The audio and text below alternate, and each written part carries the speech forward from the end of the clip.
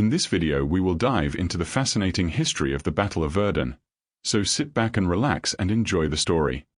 Settle in now, let your body grow heavy against whatever is holding you, breathe slowly, and let me take you somewhere far away, somewhere very far back in time. It is the winter of 1916, and the world is at war. Not the kind of war that moves quickly, with cavalry and banners and open fields. No.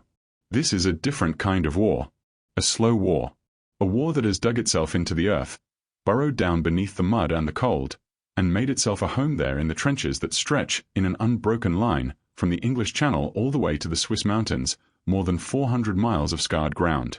For a moment, just imagine it from above. Picture yourself floating gently, very high in the pale grey sky, looking down at the landscape of northeastern France in February. The fields below are bare and frost-hardened. The rivers are low and dark. The forests are stripped of their leaves, just the thin black lines of branches reaching upward, still and patient, waiting for a spring that feels very, very far away. And in the middle of all this stillness is a place called Verdun. Verdun is a small ancient city, sitting quietly on the banks of the river Meuse. It has been there for a very long time. The Romans knew it. Charlemagne knew it. For centuries it was a place where people came and went, traded, worshipped, lived their quiet lives between the soft green hills of the Lorraine countryside. But by the winter of 1916, Verdun has become something else. It has become a symbol, a hinge, a name that both sides of this great war have decided means something larger than the city itself. For France, Verdun is pride. It is identity. Around the city, in a wide arc through the wooded hills, the French army has built a ring of enormous forts, concrete and steel and earth, forts with names like Douaumont and Vaux and Souville, built in the decades after France lost a war with Germany back in 1870. Built so that this ground, this particular ground, would never be lost again. And for the German commander, a quiet, precise man named Erich von Falkenhayn. Verdun is a trap. A beautiful, terrible trap. Falkenhayn has been thinking about this for some time now. Sit with that image for a moment. A general at his desk, somewhere behind the German lines, with maps spread out before him and a lamp burning low in the winter dark. He knows that Germany cannot simply win this war by pushing forward. The lines have barely moved in over a year. Hundreds of thousands of men have died for a few miles of ground, and then lost those miles again. So Falkenhayn is thinking differently now. He does not just want to take ground from France. He wants to drain France. Bleed her slowly, methodically, until she has no blood left to give. And he has written, in a document later known as the Christmas Memorandum, that France's army can be made to fight for Verdun whether it wishes to or not, because France cannot afford, politically or emotionally, to let Verdun fall. He intends to force the French to defend this salient, this pocket of land that juts out toward the German lines, and to destroy the French army in the attempt. He calls his plan Gericht. The word means, depending on how you read it, a place of judgment, or an execution ground. The operation will begin in February, with the heaviest artillery bombardment the world has ever seen. Let your breath slow down now. In and out. Picture those wooded hills above Verdun, the ones called the heights of the Meuse. They are quiet this evening, the 20th of February, 1916. A few French soldiers move carefully between their positions in the front-line trenches. Their breath makes small white clouds in the freezing air. The ground is hard underfoot. The mud that will come with the spring thaw has not arrived yet. The trees stand bare and skeletal on the slopes around them. These men know something is coming. There have been signs for weeks. German aircraft flying over, mapping the French positions. The distant sounds of rail lines being laid, of supply wagons moving at night. Deserters from the German side have crossed the lines with warnings whispered in the dark. But the French High Command has not fully believed it. The sector has been quiet for so long. And so the defenses here, the trenches, the shelters, the connecting roads, are thinner than they should be. The men in the front lines settle in for another cold night. Some of them write letters home by candlelight. Some of them sleep, if sleep will come. The stars above northeastern France are faint behind a layer of cloud. And a little way to the north and east, in the German lines, 900 artillery pieces have been quietly moved into position over the previous weeks. Field guns and howitzers and enormous naval guns hauled overland on specially built tracks, guns that fire shells the size of small automobiles, and they are all pointing, with great and careful precision, at the hills above Verdun. At a range of positions spanning a front just 8 miles wide. 900 guns. For 8 miles. The morning of February 21st arrives slowly, the way winter mornings do, grey and cold and reluctant. At exactly 7:15 in the morning, the guns begin. Even now, more than 100 years later, it is difficult to find language for what that bombardment was like. The men who survived it and wrote about it afterward reached for comparisons and found none that were quite sufficient. One French officer described the sound as something that stopped being sound at all, a physical pressure that moved through the chest, through the bones, through the ground itself. The shells fell on the French front lines, on the communication trenches behind them, on the roads, on the villages, on the forests. The trees on the heights, those bare, patient winter trees, were cut down by the thousands. Not just felled but shattered, splintered, turned to splinters and sawdust and smoke. Within hours, forests that had stood for generations were simply gone, replaced by a landscape of craters and churned earth that looked, in the words of those who saw it, like the surface of the moon. For nearly 9 hours, the bombardment continued. The French soldiers in the front lines pressed themselves against the walls of their trenches and dugouts and prayed. Some were buried alive when shells collapsed their shelters. Some were killed by concussion alone, with no visible wound, simply stopped by the force of the blast. Some sat in silence with their hands over their ears and their eyes closed, waiting, as the world above them came apart. And here, now, let your own world grow quiet. Outside, wherever you are, the night is still. The sounds of the day are fading away, one by one. You are warm. You are safe. You are very, very far from those cold hills above the Meuse. Let your shoulders drop, let your jaw relax, let your hands go soft. The great battle is just beginning, and we will return to it together, slowly, gently, over many quiet evenings to come. There is no hurry. There never is, with history. It has already happened. It is already finished. All that remains is the telling of it, soft and slow, like turning the pages of a very old book in a warm room while the wind moves outside. Rest now. The guns are very far away. For 9 hours, the guns spoke. And then, in the late afternoon, they fell quiet. The silence that followed must have been one of the strangest silences those men had ever known. Not a peaceful silence. A ringing, stunned, disbelieving silence. The kind that presses against the ears after something enormous has passed through, like the stillness after a thunderstorm, except that the storm had lasted all day and had torn the landscape apart. In the shattered French front lines, the survivors, and there were survivors, fewer than anyone expected, partly because many had sheltered in deep dugouts, partly because the frozen ground had absorbed some of the blast rather than spraying it outward. The survivors slowly raised their heads and looked out at what remained of the world above their trenches. And the German infantry began to move. But here is something interesting, something that tells you a great deal about the caution and the uncertainty that ran through even the most confident military plans of this war. The German infantry did not advance in a great charge. Not at first. Falkenhayn and his commanders were not entirely sure what the bombardment had achieved. No matter how much shell you pour onto a position, soldiers in deep enough cover can survive, and a machine gun operated by even 1 or 2 men can stop an advance cold. So the German infantry moved forward in what were called Stoßtruppen, small groups of stormtroopers, moving carefully from crater to crater, probing the French lines, testing where the resistance was strong and where it had been broken. Picture them now, moving through that ruined landscape in the grey February light, stepping carefully around the lips of enormous shell craters, some of them still smoking, picking their way through the splinters of what had been forest, moving quietly, listening, watching. In some places, the French line held. Isolated groups of men, shaken and half-deafened, their rifles caked with dirt, fired back from the rubble of their positions and made the Germans pay for every yard. In other places, the line simply was not there anymore. The shells had done their work. The trenches had collapsed. The men who had been in them were gone, buried, or vaporized, or wandered back in shock through the communication trenches behind the lines. And through those gaps, the German stormtroopers moved forward into the darkness. Let your breathing slow a little now. In and out. Feel the warmth around you. The quiet of wherever you are.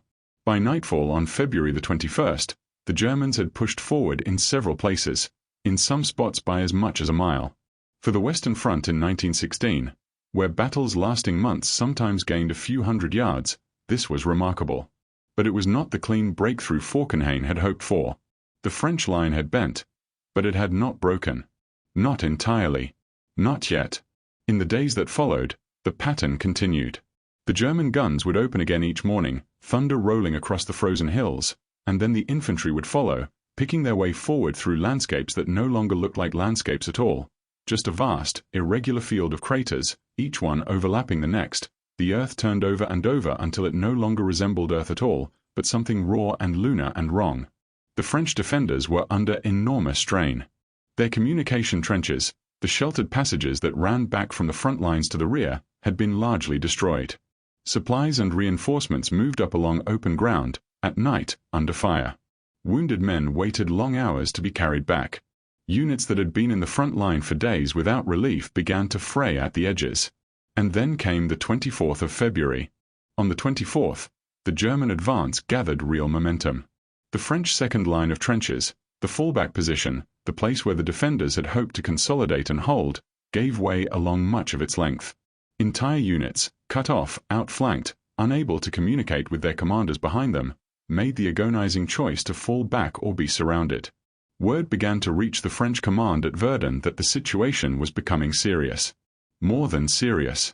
The road that led south from Verdun, the road toward Bar-le-Duc and safety, began to feel, to those in the know, like something that might soon be needed for retreat. There was talk, in those dark hours, of abandoning Verdun altogether, of pulling back to the west bank of the Meuse and letting the city go. The French general in command of the region, a man named Hare, sent increasingly urgent messages to his superiors. The line was not holding. He needed men. He needed them now. He needed someone to come and take charge. And so, on the night of February the 24th, a French general was summoned from his comfortable billet further behind the lines and told to get to Verdun as quickly as possible. His name was Philippe Pétain. Pétain was 59 years old. He was known in the French army as a careful man, a precise man, a man who did not love grand gestures or glorious attacks, a man who had spent years before the war teaching at the military academy in Paris and arguing, largely to deaf ears, that the firepower of modern weapons meant that infantry attacks must be supported, always, by artillery, that men could not simply be thrown forward into machine gun fire and expected to succeed through courage alone. He had been right, of course. The first years of the war had proved him right, at terrible cost. But being right had not made him popular in those early months, when the French army's doctrine had been all about attack, attack, attack. The spirit of the offensive, they called it, and men had died in their tens of thousands proving that spirit was not enough against barbed wire and machine guns. By early 1916, Pétain had distinguished himself as a competent and careful commander. And now, in the small hours of February the 25th, his car moved through the dark countryside toward Verdun, headlights cutting through the cold night air, the distant sound of guns a low, persistent rumble on the horizon. He arrived at his new headquarters, a hotel in the town of Souilly, just south of Verdun, in the early morning. He sat down at a table, spread out his maps, and began to take stock of what he had inherited. It was not an encouraging picture. And then the news came in that would shake the entire French army. Fort Douaumont had fallen. Let that settle for a moment, the way it must have settled in that cold room in Souilly on the morning of February the 25th. Fort Douaumont was the largest and most important of the ring of forts that surrounded Verdun. It sat on the highest ground on the right bank of the Meuse, the dominant position of the entire battlefield, the place that looked out over everything, the place that, if held by the enemy, would make every French position below it visible, targetable, untenable. The fort had been built after 1870, strengthened and strengthened again, layered with concrete and steel and earth until it was considered one of the most formidable defensive structures in the world. Its walls were up to 8 feet of reinforced concrete. Its guns were mounted in armored turrets that could rotate and disappear back into the body of the fort like a turtle withdrawing into its shell. It was, on paper, nearly impregnable. And it had been taken, on the afternoon of February 25th, by a small group of German pioneers, combat engineers, who had simply walked in. Here is what had happened. In the months before the battle, the French High Command had made a decision that would haunt them for the rest of the campaign. Believing that the permanent forts had been made obsolete by heavy artillery, the Belgian and French forts of 1914 had been demolished by German siege guns in the opening weeks of the war. They had stripped most of the forts around Verdun of their garrisons. The guns had been removed and sent elsewhere. The men had been pulled out to serve in the open trenches. Fort Douaumont, the crown jewel of the Verdun defenses, was being maintained by a skeleton crew of perhaps 57 elderly territorial gunners, in a fort built to hold hundreds. A German unit, the 24th Brandenburg Infantry Regiment, had been advancing through the chaos of the 25th, moving from crater to crater, when a small group of them, led by a sergeant named Kunz and later a Lieutenant Ratke, found themselves approaching the fort almost by accident, carried forward by the momentum of the advance, not entirely sure what lay ahead of them in the smoke and the cold. They found a gap in the outer defenses. They climbed in. They moved through the dark interior corridors of the fort, and they encountered almost no resistance. The small French garrison, overwhelmed and scattered, was taken prisoner almost without a fight.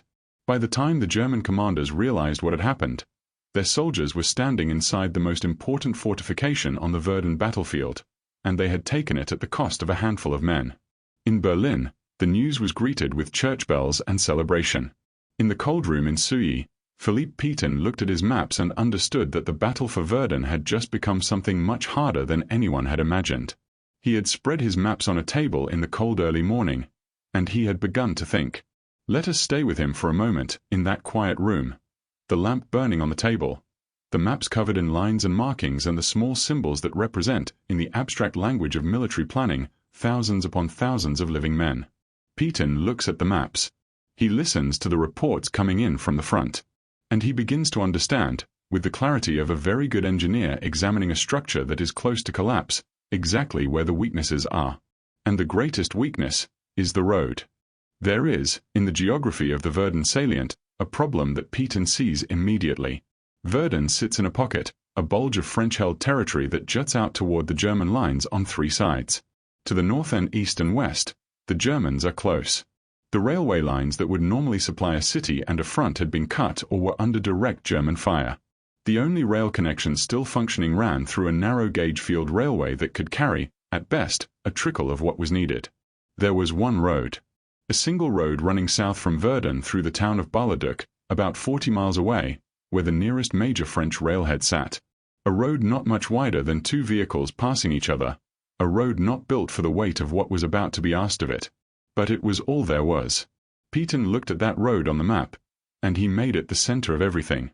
What happened next, in the last days of February and the early days of March 1916, was one of the great feats of military logistics in the entire war, and it was achieved not through brilliance or invention so much as through sheer, grinding, relentless human effort. Pétain's staff calculated what Verdun needed to survive. Ammunition, food, medical supplies, replacement soldiers, equipment of every kind. They calculated what the road could carry if it ran at maximum capacity, day and night without pause, and they found that the numbers could, just barely, be made to work. But only if nothing stopped moving. And so an order went out, a simple, absolute order, that nothing on that road was ever to stop. Not for any reason. Not for breakdowns, not for accidents, not for confusion at the supply depots, not for the mud that was beginning to form as the February frost softened into the first hints of late winter thaw. If a vehicle broke down, it was pushed to the side of the road immediately. There was no waiting for repair crews. The column behind it moved around it and pressed on. Engineers worked in shifts along the road's length, filling potholes with gravel and crushed stone almost as fast as the heavy trucks created them. A river of vehicles grinding the road to pieces and a crew of men perpetually rebuilding it just enough to keep the river flowing. At its peak, a vehicle passed any given point on that road every 14 seconds, day and night, through rain and mud and the occasional German shell falling in the fields nearby. The French soldier later gave that road name, La Voie Sacrée, the sacred way. Let that image settle softly in your mind, a long road in the French countryside, headlights moving through the dark, one after another, an endless patient chain of them stretching away into the distance in both directions. The sound of engines and the creak of heavily loaded vehicles and the soft crunch of gravel, and all along the road, in the cold and the mud, the men who keep it open, filling holes, waving trucks forward, coaxing broken vehicles to the verge with cold hands, and aching backs. It is not a glorious image. There are no charges here, no flags, no heroic gestures. Just work. Just the slow, unglamorous, absolutely essential work of keeping a great army alive. And it worked. Slowly, imperfectly, at enormous cost in vehicles and fuel and human exhaustion, it worked. While the road was being organized, Pétain was doing something else that would prove just as important. He was thinking about the men. The French army's instinct, in those first terrible days, had been to send units to Verdun and leave them there.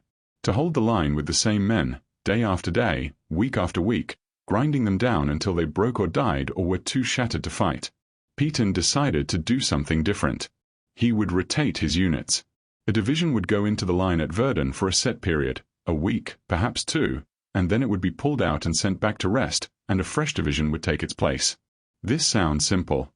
It was, in practice, an enormous administrative undertaking, a constant, complex shuffling of men and equipment up the road and back again, an endless cycle of arrival and relief and recovery. But the effect on the army was profound. By the end of the battle, it was estimated that roughly 70% of the entire French army had passed through Verdun at one point or another, had gone up the road in the trucks, had spent their days and nights in the ruined hills above the Meuse, and had come back again. Verdun became, in a very real sense, a shared experience for an entire generation of French soldiers. A place that almost every man who served in the French army in 1916 could say he had known. A wound that belonged to all of them equally. Now let your breathing slow a little more. In and out. Let your thoughts grow soft and loose at the edges, the way they do when sleep begins to gather. Through March of 1916, the battle continued its brutal rhythms. The German advance had slowed significantly after the fall of Douaumont. The French lines had not collapsed as Falkenhayn had hoped. Pétain's reorganization was taking hold, supplies were moving, fresh troops were arriving, the defensive positions were being strengthened and deepened wherever the fighting allowed. But the German guns never stopped. That is the thing to understand about Verdun in the spring of 1916. The guns never stopped. Day after day, week after week, the earth of those hills was turned over and over by shellfire. The landscape was being erased and rewritten in an alien language of craters and stumps and churned clay. Villages that had stood for centuries, Fleury, Beaumont, Louvemont, were hit so many times that eventually there was nothing left of them. Not rubble, not foundations, not even the shape of streets. Just ground. Just more ground, indistinguishable from all the other ground. Some of those villages were never rebuilt. They exist today only as names on maps and small memorial markers standing in empty fields, designated as villages that died for France. In mid-March, the Germans widened their attack to the west bank of the Meuse. This was a recognition of a problem that had been apparent almost from the beginning. The river Meuse divided the battlefield roughly in half. The right bank, where the main German thrust had fallen, and the left bank, where a series of ridges rose above the river and looked down on everything below. From those ridges on the left bank, French artillery had been firing into the flank of the German advance almost without interference, pouring shells into the sides of German columns that were pushing forward on the right bank, slowing and disrupting the advance in ways that the German commanders found deeply frustrating. And so the attack was extended. New German divisions were thrown at the left bank. New names entered the geography of the battle. Le Mortam, Dead Man's Hill, a ridge that would change hands again and again through the spring and summer, at a cost so severe that the name given to it in peacetime seemed, by the end, almost prophetically accurate. The fighting on Le Mortam in March and April was some of the most savage of the entire battle. The hill had no particular strategic elegance. It was simply ground that needed to be taken because it overlooked other ground that needed to be taken. And the men who fought for it, on both sides, did so in conditions of almost unimaginable difficulty. The spring thaw had arrived by March, and the ground that had been iron-hard in February was now deep, clinging mud. Shell craters filled with water. Men moving up to the front lines sank to their knees, sometimes to their waists, in the glutinous clay of the Meuse Valley. Duckboards, wooden walkways laid across the mud, were the difference between movement and drowning, and they were constantly being destroyed by shellfire and constantly being relaid by exhausted working parties moving at night. And through all of this, the trucks moved on the sacred way. Pétain stood in Souilly and watched the numbers. He read the reports from the front with the careful attention of a man who knows that numbers on paper represent lives in the ground. He slept badly. He was 59 years old and he carried the weight of this battle the way a man carries something that is almost too heavy, leaning into it, one step at a time, not looking too far ahead. He was not a warm man. His officers found him cold, demanding, exacting. He had little patience for excuses and no interest in optimistic reports that papered over the true state of things. He wanted to know what was actually happening, however bad it was, because only then could he make decisions that had any chance of being correct.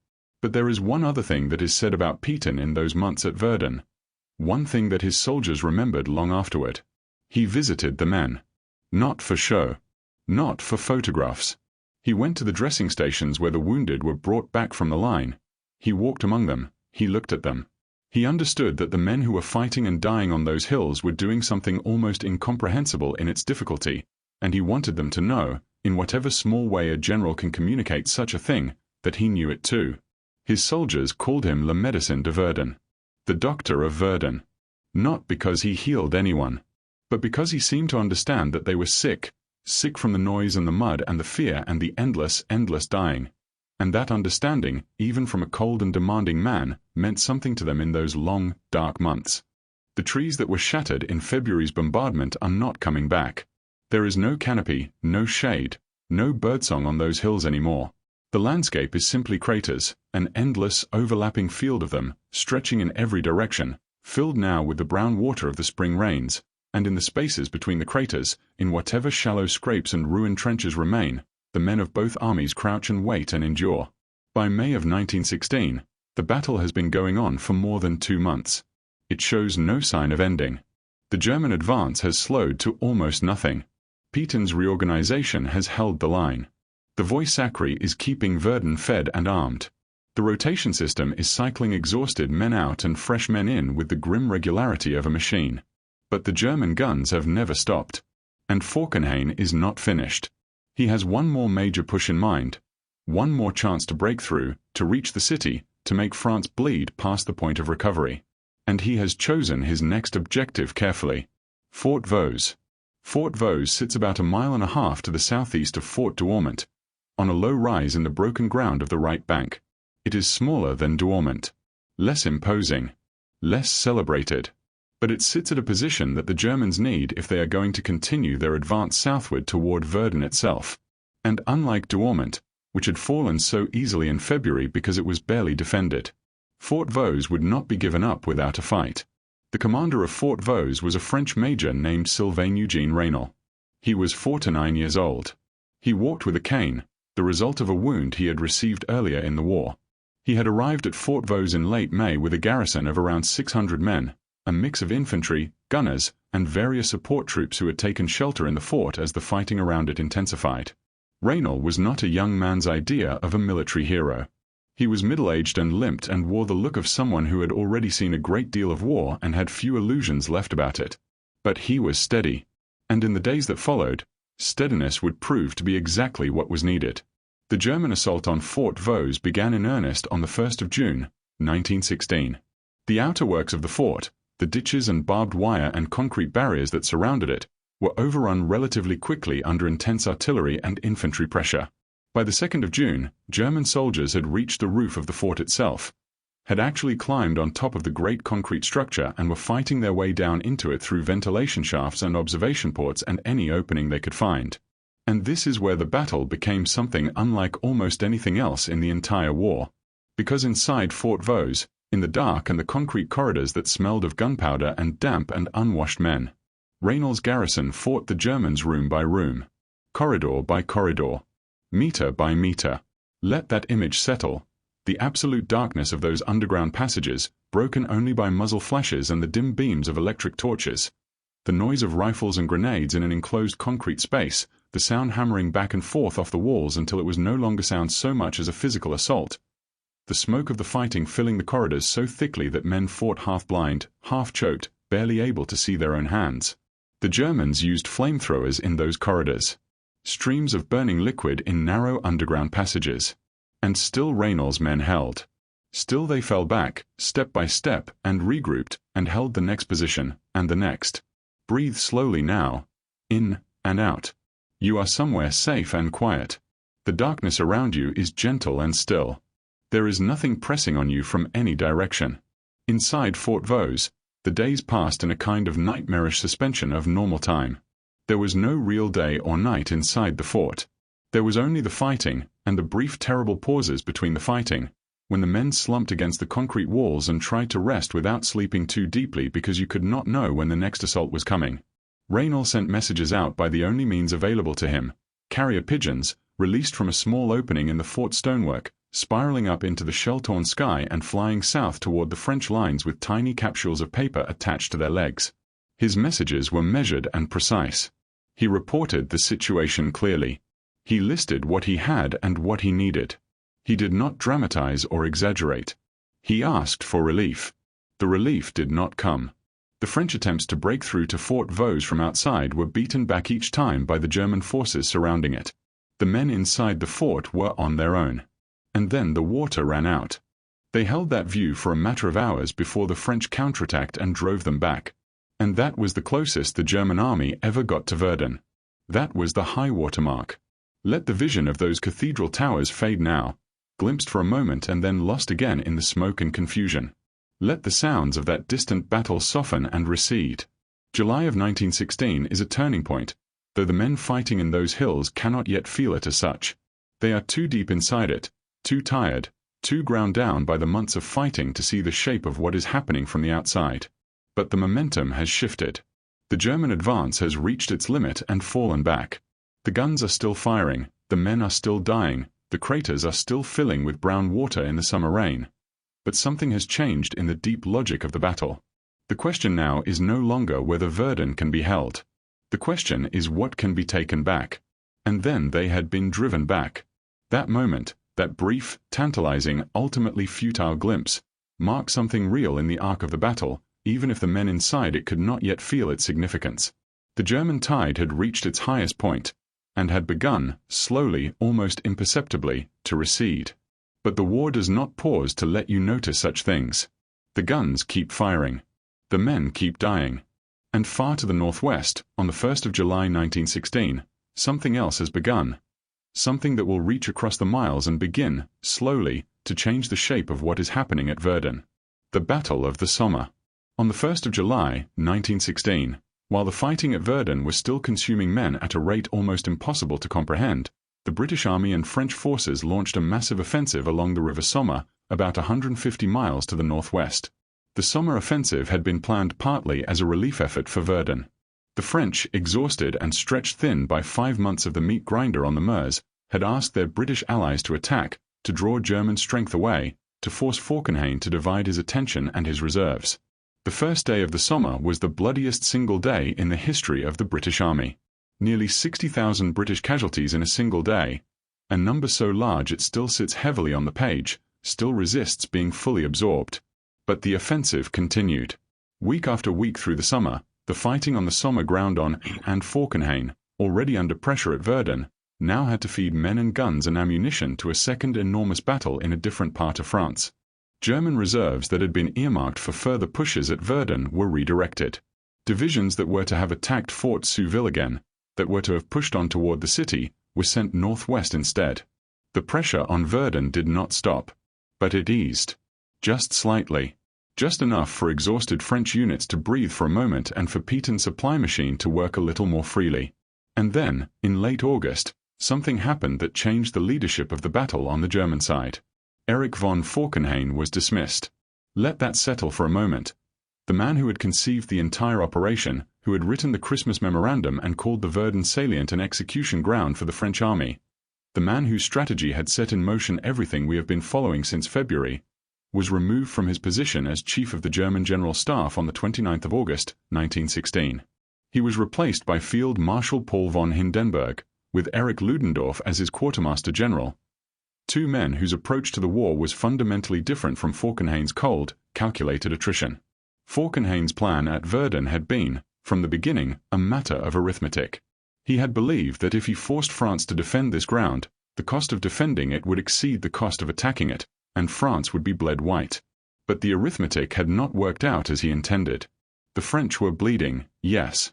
But so were the Germans. The guns consumed men on both sides of the wire with equal indifference, and by late summer, the German army at Verdun had suffered casualties comparable to the French. The execution ground had claimed its executioners too. There is a particular kind of sadness in that, in the way that the machinery of industrial war, once set in motion, refuses to discriminate. Falkenhayn had imagined a trap. What he had built, in the end, was simply a place where men died. Breathe slowly now. In and out.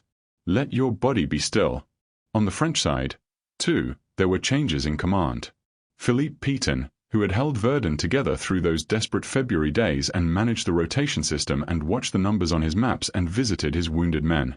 Pétain was promoted, moved upward, sideways, to a broader command. He became commander of Army Group Center, responsible for a wider section of the French front. It was, in the language of military promotion, an honor. In the reality of it, it meant that Pétain was stepping back from the daily management of Verdun. His replacement as commander of the Second Army at Verdun was a general named Robert Nivelle. Nivelle was in almost every way the opposite of Pétain. Where Pétain was cold and careful and pessimistic in his realism, Nivelle was warm, energetic, and possessed of a supreme confidence in the power of offensive action. He believed, with genuine conviction, that the formula for breaking through enemy lines had been found, that the right combination of artillery preparation and swift infantry assault could crack any position open. He was charming. He spoke excellent English, which endeared him to the British High Command. He had a gift for the memorable phrase, the galvanizing speech, the kind of communication that made tired men feel, at least for a moment, that things were about to change. He would be proved catastrophically wrong in 1917, when he launched a great offensive on the Chemin des Dames that failed completely and triggered widespread mutinies in the French army. But that is another story, for another time. In the late summer and autumn of 1916, at Verdun, Nivelle was about to do something that his predecessor had never quite managed. He was going to attack.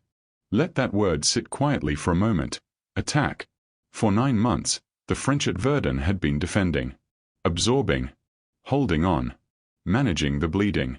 The battle had been defined, from the French perspective, by endurance, by the grim, extraordinary business of not breaking under pressure that should, by any reasonable calculation, have broken them long ago. And now Nivelle was looking at the maps and seeing something different. He was seeing that the German forces at Verdun were tired too, that the Somme was draining their reserves, that the momentum that had carried them to the roof of Fort Souville in July had exhausted itself. He was seeing an opportunity. The key to the French counterattack, Nivelle decided, would be a method he had been developing and refining through the summer, a method that relied on extraordinary precision in the coordination of artillery and infantry. The idea was this: instead of a long, warning bombardment that told the enemy exactly when and where the attack was coming, you used a short, ferocious burst of fire, carefully calculated to destroy specific targets, and then your infantry moved forward under what was called a creeping barrage, a curtain of artillery fire that advanced ahead of the infantry at a walking pace, close enough to be terrifying, designed to keep the defenders' heads down until the moment the French soldiers were among them. The creeping barrage was not entirely new.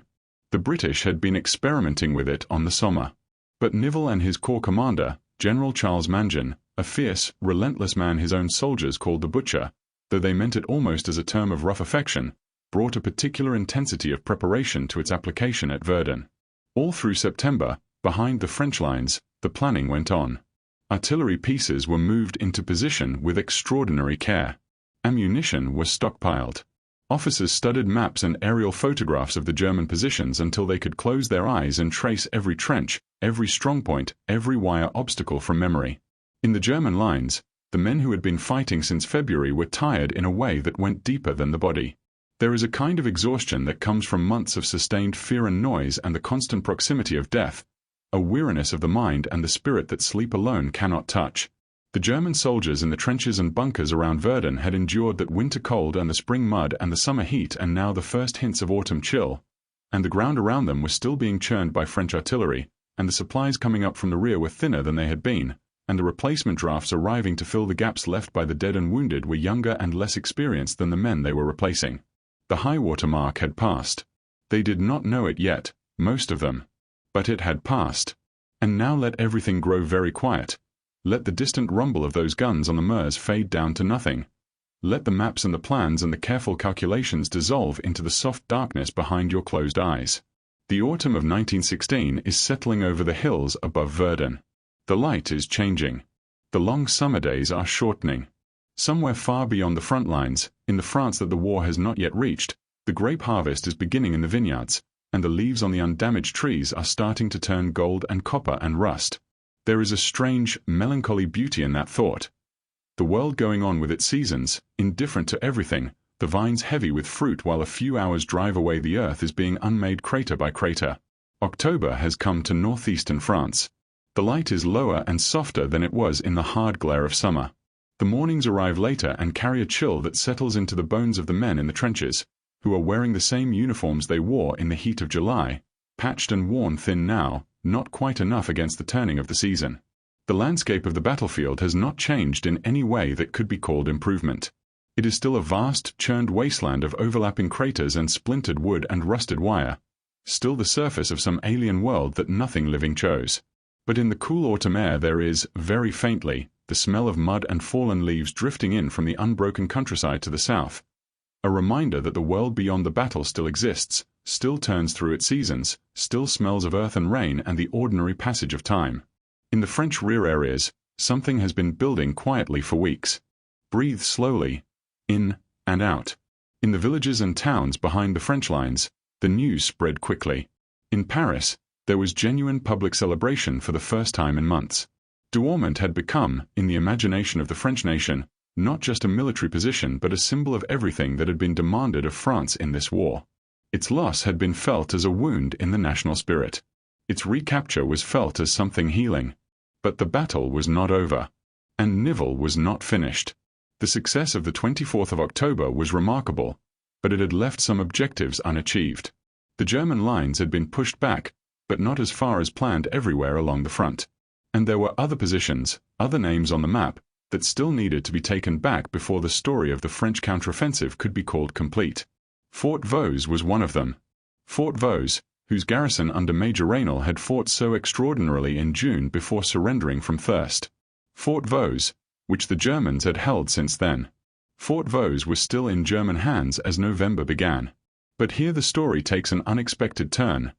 One of those moments in military history where the logic of the situation resolves itself without a climactic battle, almost quietly, almost without drama. The German army, looking at its position around Fort Vaux in early November, made a calculation. The fort had become a liability. The French counterattack had pushed the lines back far enough that Vaux was now exposed on multiple sides. Holding it required resources that could not be spared. Defending it against another French assault on the scale of what had happened at Douaumont would be, the German commanders decided, more costly than it was worth.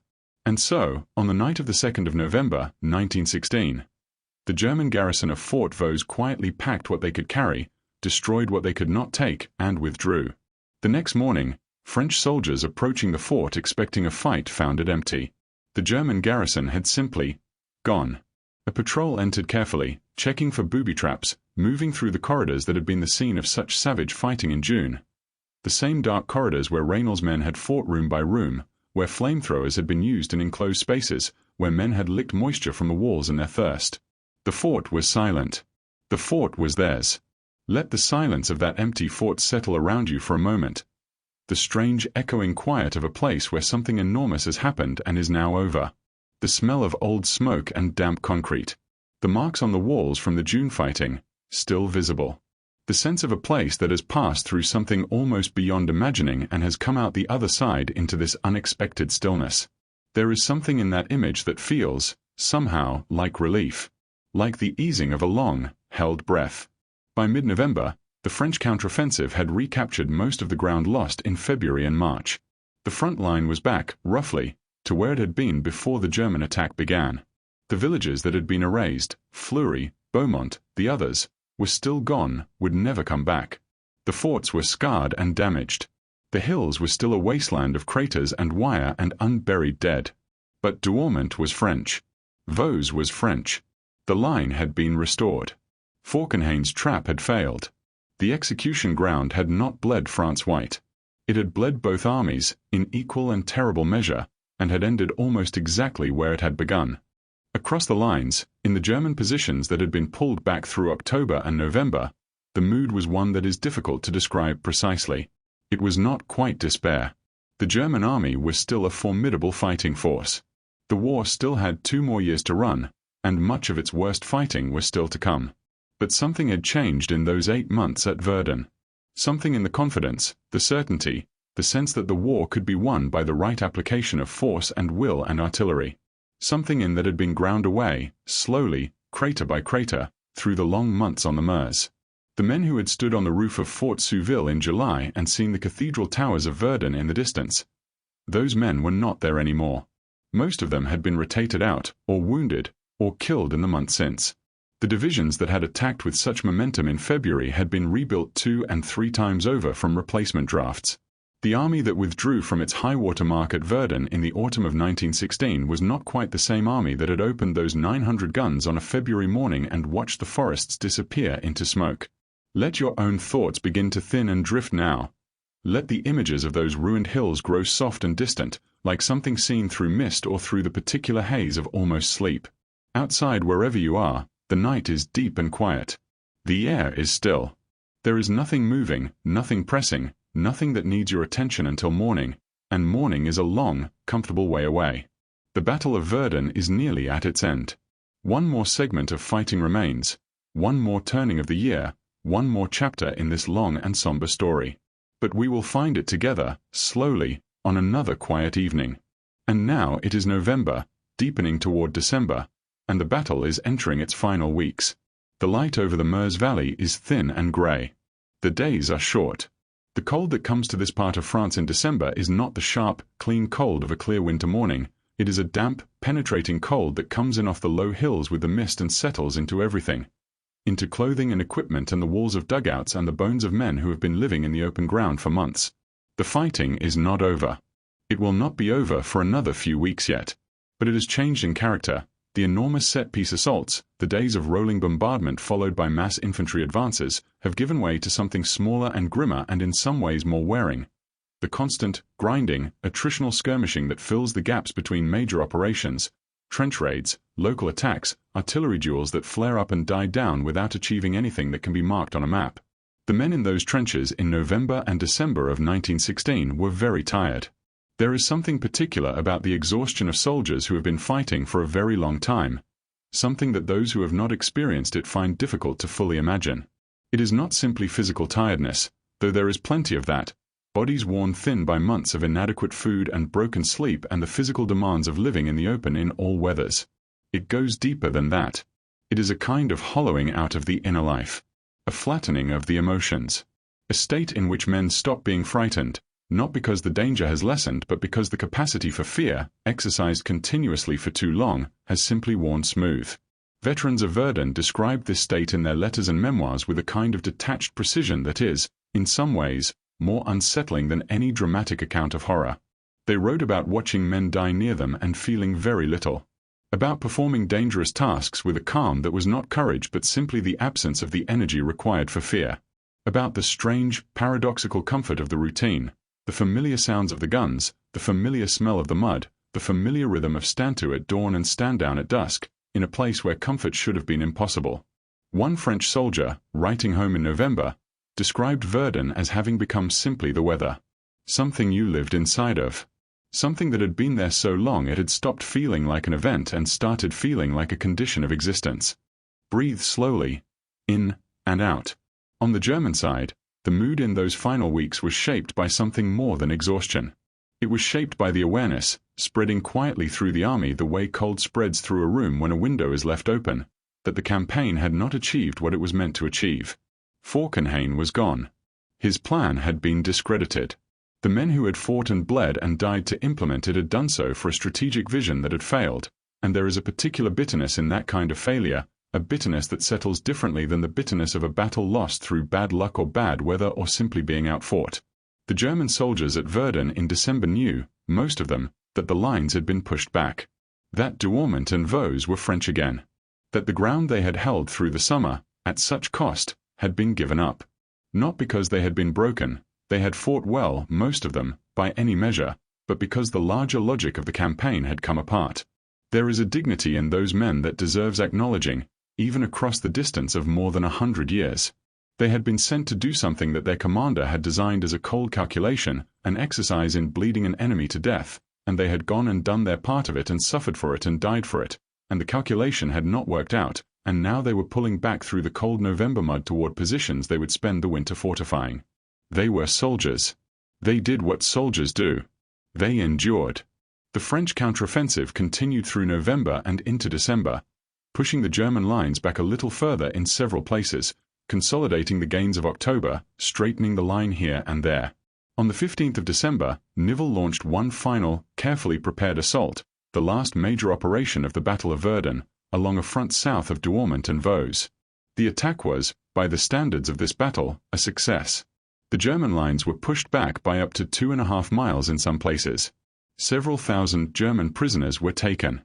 The French advance reached positions that, in some areas, were beyond the original front line of February 21st, further forward than where France had stood on the morning the battle began.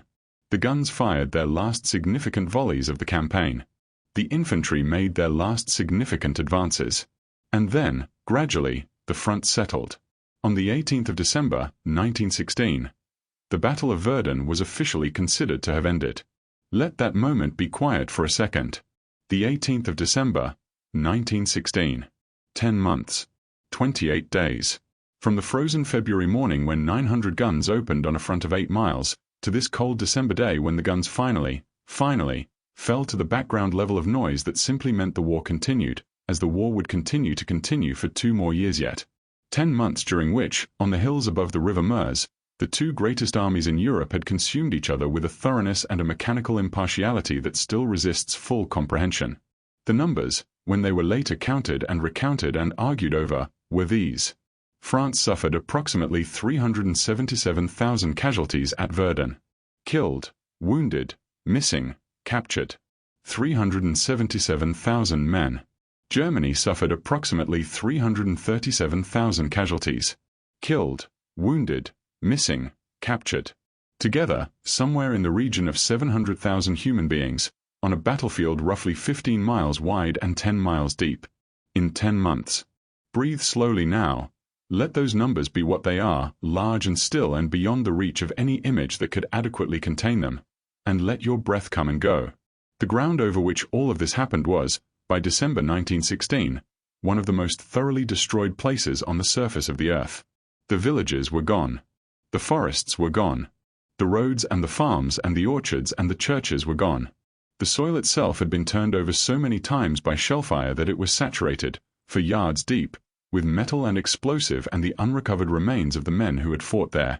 That ground is still there today. Much of it has never been cleared. The zone around Verdun, called the Zone Rouge, the Red Zone, was declared permanently uninhabitable after the war. The French government determined that the concentration of unexploded shells and toxic soil and unrecovered human remains was too great and too dangerous for the land ever to be returned to agricultural use or settlement. Trees have grown back over the century since. Forests of pine and oak covering the old crater fields, the landscape softened and greened over by 100 years of nature quietly doing what nature does. But if you walk through those forests today, you can still see the shapes of the old shell craters in the ground beneath the trees. Soft depressions in the earth, dozens of them, hundreds of them, overlapping, extending in every direction as far as the eye can follow. The ground remembers, even when everything above it has been reclaimed by the world. And the men who came home from Verdun, the French soldiers who had been rotated through that terrible place in their hundreds of thousands, who had ridden the trucks up the sacred way and spent their days in the crater fields and ridden the trucks back again, those men carried something with them that did not leave when they left. They carried Verdun. Not as a story to tell, though some of them told it, carefully, to people they trusted, in the years after, but as a weight. As a knowledge of what the world was capable of, and what men were capable of enduring within it. As a particular quality of silence that settled over them sometimes when other people were talking about ordinary things, a silence that came from somewhere very far inside and had no words attached to it. There is a French term that was used after the war for those men. Les anciens de Verdun. The old ones of Verdun. Not necessarily old in years. Many of them were barely 20, but old in experience. Old in the particular way that certain kinds of knowledge age a person, quickly and permanently, past the point of return. Let those men rest now. Let them have their silence. You are nowhere near those hills. You are somewhere warm and still and very far from all of that. And the night around you is gentle, and there is nothing you need to carry or hold or think about until morning. The Battle of Verdun is over. The last guns have fallen quiet, or as quiet as guns in a war can fall. The men are pulling their coats tighter against the December cold and looking toward whatever comes next. And we are nearly at the end of our own journey through this story. Just 2 more evenings remain. 2 more quiet returns to the Meuse Valley and what it left behind. And now, on this second-to-last evening, we are going to do something a little different. We are going to step back from the maps and the trench lines and the artillery tables, and we are going to follow the people, the men whose names have threaded through this story, and ask what became of them, what the battle made of them, what they carried out of it, and where it took them in the years that followed. Because history is not only the movement of armies and the capturing of forts, it is also the movement of individual lives through time, and those lives continued, after Verdun, in ways that are sometimes illuminating, sometimes troubling, sometimes simply very, very human.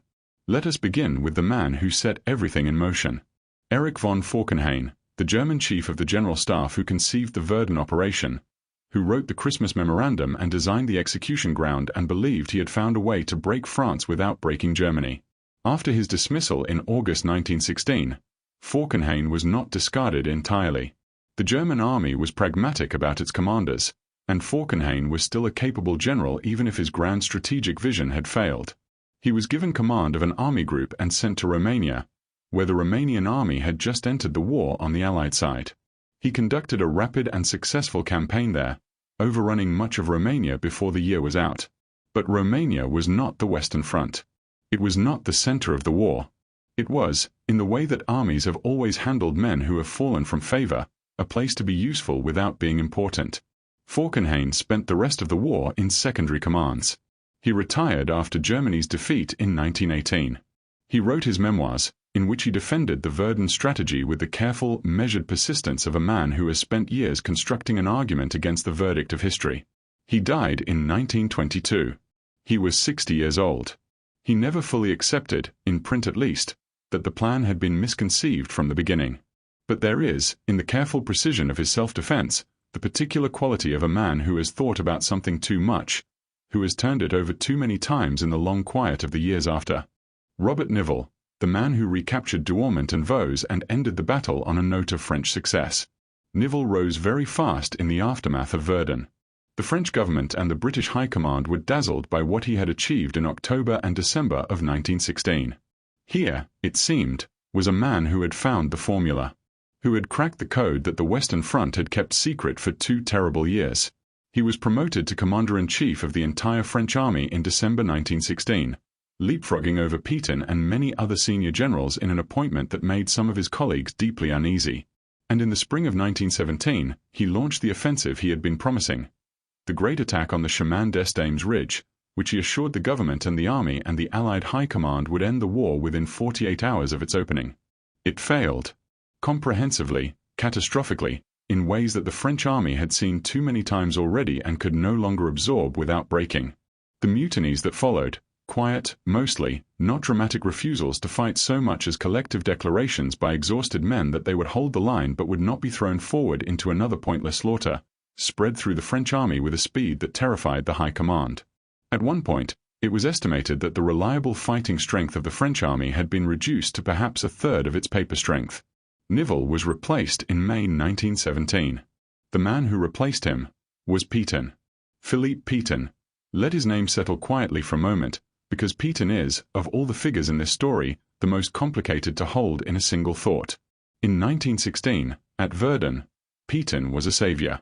The careful man, the precise man, the man who understood that soldiers were human beings with limits and not simply material to be expended. The man who organized the Sacred Way and the rotation system and visited his wounded and was called the Doctor of Verdun by his soldiers. In 1917, as Commander-in-Chief, he handled the mutinies with a combination of firm suppression and genuine reform. He improved conditions. He listened, in the way that only a man who had always believed that soldiers were human beings could listen. He restored the army's willingness to fight without breaking it further. And then the war ended. And Pétain was a hero. Perhaps the greatest military hero in France. The man who had saved Verdun. The man who had held France together in 1917. His face was on posters. Streets and squares were named after him. Old men wept when they saw him. And then, in 1940, France fell to Germany in 6 weeks. And Pétain, who was 84 years old and had outlived nearly everything he had once stood for, agreed to lead the French government that collaborated with the German occupation. The Vichy regime, which bore his name and his authority for 4 years, was responsible for the deportation of Jewish people from France to the death camps, for the suppression of the resistance, for the active cooperation with Nazi Germany that stained France's honor in ways the country has been reckoning with ever since. After the war, Pétain was tried for treason. He was sentenced to death. Charles de Gaulle, who had been a young officer at Verdun and who remembered what Pétain had been then, commuted the sentence to life imprisonment. Pétain spent his final years on a small island off the Atlantic coast of France. He died in 1951. He was 95 years old. The man who saved Verdun and the man who led Vichy are the same man. History does not always resolve its contradictions into something comfortable. Breathe slowly, in and out. Let that complexity rest. You don't need to resolve it tonight. Some things simply hold their contradictions, like stones holding their weight. Major Sylvain Eugene Raynal, who commanded the defense of Fort Vaux so extraordinarily in June and surrendered with dignity when there was nothing left to give. Raynal was held as a prisoner of war in Germany until the armistice of November 1918. He returned to France and was received as a hero. The defense of Vaux had become one of the defining stories of French military honor in the war, and Raynal was its embodiment. He was promoted, decorated, celebrated. He wrote a memoir of the Siege of Vaux that was widely read. He died in 1939, the year the next war began, spared, perhaps mercifully, the experience of watching France fall to Germany a second time and the particular anguish that might have brought to a man who had given so much to prevent exactly that. And the soldiers themselves, the hundreds of thousands of ordinary men who had ridden the trucks up the Sacred Way and spent their days and nights in the crater fields and come back again. Many of them did not come back. The 377,000 French casualties included somewhere between 160,000 and 163,000 killed outright. The counts vary, and they always will, because the chaos of that battlefield means that a significant number of men simply disappeared into the churned earth and were never recovered and never identified. Of those who did come back, most lived their lives in the ordinary way that most people live their lives. Working, raising children, growing old in villages and towns across France. Men who had been 20 at Verdun were 40 when the next war came, and 50 when it ended, and they watched their sons go off to fight and came to the end of their lives carrying 2 wars inside them instead of 1. Some of them spoke about what they had seen. Many did not. There is a particular French word, indicable, that means something that cannot be said, something that lies beyond the reach of language. And that word appears again and again in the memoirs and the letters and the testimonies of Verdun survivors when they try to describe what those months had been like. Indicable. Beyond saying. Let that word rest softly in your mind, indicable, something beyond saying, and let your breathing slow all the way down. There is one more evening remaining in our journey through Verdun. One final, quiet return to the Meuse Valley and the meaning of what happened there. We will arrive at something like an ending, a resting place for the whole long story, on that last night. But for now, this is enough. The figures who shaped this battle have been followed forward into their futures. Falkenhayn to his exile and his memoirs, Nivelle to his catastrophic spring, Pétain to his impossible contradictions, Raynal to his hero's welcome and his merciful early death, and the ordinary soldiers to the long, ordinary, extraordinary business of surviving and living and carrying their indicable knowledge quietly through the rest of their days. If you were to visit the battlefield of Verdun today, and many thousands of people do every year, drawn there by something that is difficult to name precisely, and need to stand in the place where something enormous happened, to feel the scale of it with the body rather than simply the mind, you would find a landscape that has been, in the most literal sense, reclaimed by the living world. The forests have come back. Not the forests that were there before, those were old growth, mixed woodland, oak and beech and hornbeam that had been growing for centuries. The new forests are younger, mostly pine, planted deliberately after the war by a government that wanted to cover the ground and stabilize it and make it, if not farmland again, at least something green and breathing. Walking through those forests is an experience unlike walking through any other forest in the world. The ground is wrong. Not dramatically wrong. Not in a way that immediately announces itself. But the longer you walk, the more you begin to feel it. The way the earth rises and falls in a rhythm that has nothing to do with the natural contours of the land beneath. The shell craters, smoothed now by a century of rain and leaf fall and the patient spreading of root systems, have become gentle depressions in the forest floor, hundreds of them, thousands of them, rolling away through the trees in every direction. A landscape of soft, overlapping bowls, as if the ground itself has been breathing in and out and frozen mid-breath. And beneath those trees, beneath that century of fallen needles and new soil, the metal is still there. The shells that did not explode are still there, slowly, very slowly, being surfaced by frost and root and the long movement of the earth. The French army employs a team of men. They are called the démineurs, the deminers, whose sole job is to collect and dispose of the ordnance that continues to work its way to the surface of the Zone Rouge year after year. They collect several hundred tons of it annually.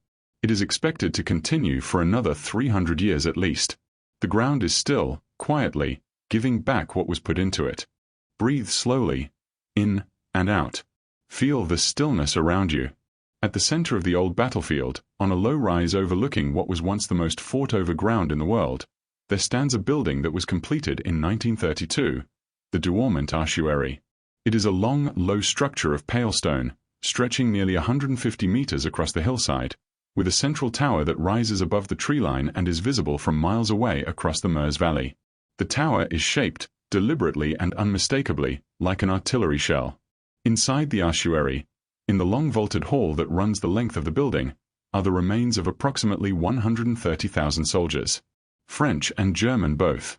The unidentified dead of the Battle of Verdun, gathered from the fields and the craters and the collapsed dugouts in the years after the war, brought to this place and laid to rest together in the cool stone interior. 130,000 men who could not be identified and returned to their families. 130,000 men for whom there is no individual grave, no name on a stone, no specific place where a specific person can come and stand and remember a specific person. Just this long, quiet building on a hillside, holding them collectively, in the indiscriminate way that the battle held them. If you walk around the outside of the ossuary, at ground level, you will find a series of small glass windows set into the base of the building. Each window looks into a small stone alcove below, and in each alcove, arranged with a kind of terrible tidiness, are bones, femurs, skulls, the visible remnants of the men inside. Visitors press their faces to those windows. They stand there quietly for a moment or two, and then they straighten up and walk on, because there is nothing adequate to say or do in front of such a thing, and the only honest response is silence. In front of the ossuary, stretching down the slope toward the tree line, is the largest military cemetery in France. 15,000 individual graves. White crosses, row upon row upon row, covering the hillside in a geometry so regular and so extensive that the eye cannot take it all in at once, cannot resolve it into individual stones, individual names, individual men. It becomes, from any distance, simply a field of white. A meadow of remembrance, stretching away under the wide sky of the Meuse Valley. And beyond the cemetery, in the trees, the craters continue. And beyond the craters, the river moves. And beyond the river, the ordinary world continues its ordinary business, as it always has, as it always will. Let your breathing slow all the way down now. Let it find its own natural pace, quiet and deep. There is one more thing to tell you, and it is perhaps the most important thing of all. The thing that the Battle of Verdun eventually became, in the long view of history, beyond the casualties and the strategy and the names of the forts and the men. In September 1984, nearly 70 years after the battle ended, two old men stood together in front of the Douaumont ossuary. One of them was François Mitterrand, the President of France. The other was Helmut Kohl, the Chancellor of West Germany. They stood side by side for a moment in the quiet autumn air above the Meuse Valley, and then, without speaking, they reached out and took each other's hands. They stood there holding hands for a long time, in front of the building that holds the unidentified remains of 130,000 soldiers, French and German, who died in the ground beneath their feet. The photographs of that moment went around the world. Two men, two nations that had been enemies in two catastrophic wars within living memory, standing in the place where one of those wars had been most terrible and most costly, holding hands in the autumn sun. It was not a speech. It was not a treaty or a policy or a diplomatic communique. It was simply a gesture. Two old men in the wind, holding hands above the bones of the dead. And yet it meant something. It means something still. In a world that sometimes finds reconciliation very difficult to imagine, it is useful to know that such moments are possible. That the ground where such terrible things happened can also, in time, become the ground where something like peace is made visible.